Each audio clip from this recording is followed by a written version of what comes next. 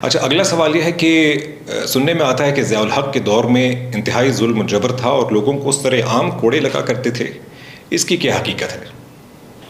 جی، آپ نے درست کہا۔ جنرل ضیاء پہ یہ الزام لگایا جاتا ہے کہ بڑا ظالمانہ دور تھا اور لوگوں کو سر عام کوڑے لگائے جاتے تھے اور سر عام پھانسیاں لگائی جاتی تھیں۔ اور یہ ہوتا تھا، بالکل درست بات ہے، مگر یہ ظالمانہ نظام نہیں تھا، عدل اور انصاف کا نظام تھا۔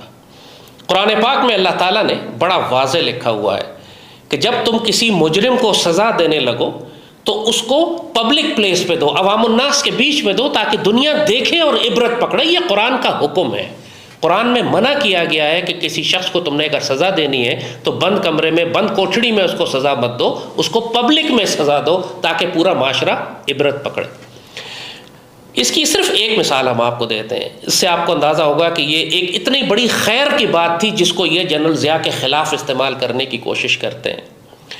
ایک چھوٹا سا بچہ تھا جنرل ضیاء کے دور میں، پپو اس کا نام تھا، بڑا مشہور کیس پپو کیس ہوا تھا۔ یہ آپ گوگل بھی کریں گے تو آپ کو وہ مل جائے گا۔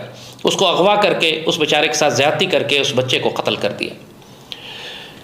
جنرل ضیاء نے وہ قاتل تلاش کیے اور جب وہ قاتل مل گئے تو ان کو سزائے موت کا حکم ہوا، اور پھر حکم ہوا کہ پورے اسٹیڈیم میں لاکھوں لوگوں کو جمع کر کے ان کے سامنے اس کو پھانسی دی جائے، اور اسی طرح پپو کے قاتلوں کو لٹکا دیا گیا۔ اور اس کا نتیجہ یہ نکلا کہ جب تک جنرل ضیاء زندہ تھے، ان کے 10 سالہ دور میں کوئی اور بچہ اغوا نہیں ہوا۔ پاکستان میں اس زمانے میں بچے اغوا ہونا بند ہو گئے، کیونکہ پپو کے قاتلوں کو اس طرح سزا سنائی گئی جیسے قرآن نے لکھا تھا۔ یہ لبرل اور سیکولر بے غیرت اور بے شرم جو اللہ اس کے رسول صلی اللہ علیہ وآلہ وسلم کے ہر حکم کے باغی ہیں، وہ اس بات کو استعمال کر کے جنرل ضیاء پر الزام لگاتے ہیں کہ جی بڑے ظالم تھے، لوگوں کو چوکوں پہ لٹکاتے تھے اور لوگوں کو پبلک میں کوڑے مارتے تھے۔ حقیقت یہ ہے کہ اگر پاکستان کو ٹھیک کرنا ہے تو ہم کو اللہ کا یہی حکم دوبارہ نافذ کرنا پڑے گا۔